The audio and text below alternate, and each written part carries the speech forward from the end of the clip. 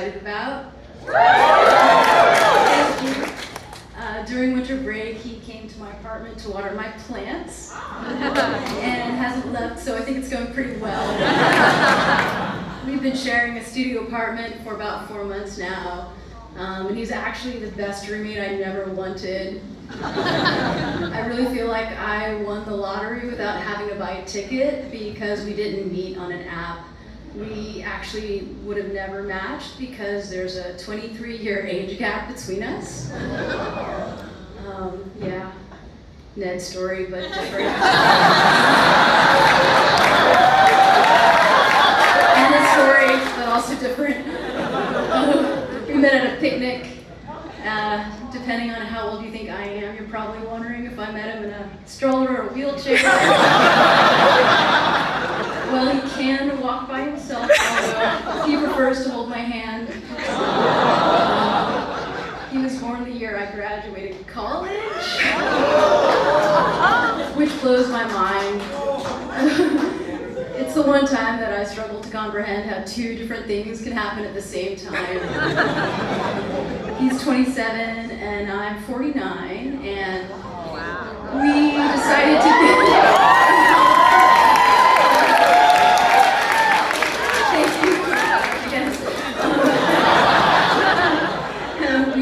to give our relationship a try after many conversations about why we shouldn't. And it's become one of the best things in my life, but it's also brought up some really big fears.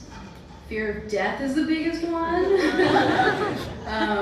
Because of our age gap, I'll die way before him, like when he's only in his 50s or 60s. That's a max time of around 30 years together, and also means that I'll be dead for more of his life than I am alive. Every time I think about it, I cry, and until he reminds me that one, we could break up way before then,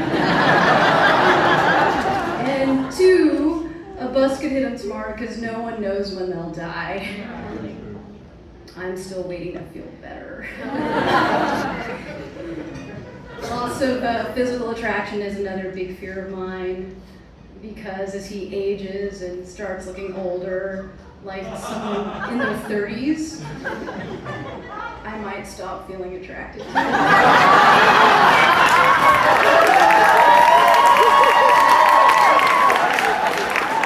The reverse scenario is also very possible, of course. And there's just no way of knowing what I'll look like in 10 or 20 years, or how bad his vision will get. But I have been pretty lucky so far. People often tell me that I look a lot younger than I am, and ask me what I do. For skincare, I highly recommend having Asian parents. They're associated with higher stress levels, but if you combine them with yoga or therapy, I think you should still come out ahead. Other than the parents, I washed my face with a dirty washcloth until I was in my 40s, which is when I realized it was dirty. And now I use sunblock and moisturizer. But if you only do one thing, I think the silver bullet might just be to act immature.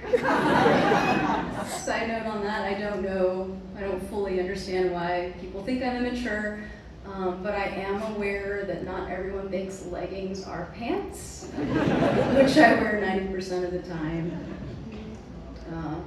Fortunately, my immaturity works in our favor. We're pretty compatible because we're in similar places. He's more mature for his age and I'm not, so we've kind of happily met in the middle.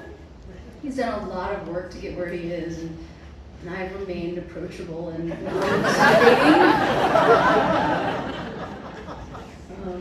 but as our relationship progresses and we continue talking about serious things like children, which, to be honest, I thought the closest I'd come to having them was dating him.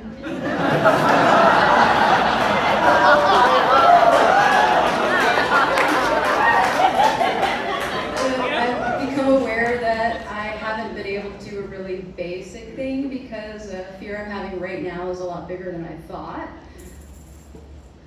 My parents still haven't said anything about our relationship, probably because I haven't told them. I'm really scared to tell people because I'm scared of what they'll think. Like, I'm scared to tell my niece and my nephew because they're only a few years younger than him. I'm also scared to tell strangers because I'm sensitive to people treating me differently when they know things about me. Like when someone tells you they're a life coach and you avoid them the rest of the night. I just think it'd be super embarrassing if if people thought I was nuts for thinking this relationship could work and then they were right. If I go around justifying it and then we break up soon after. But part of feels like being open about it is part of fully committing to it and seeing if it could work. So that's why I'm sharing it with you tonight.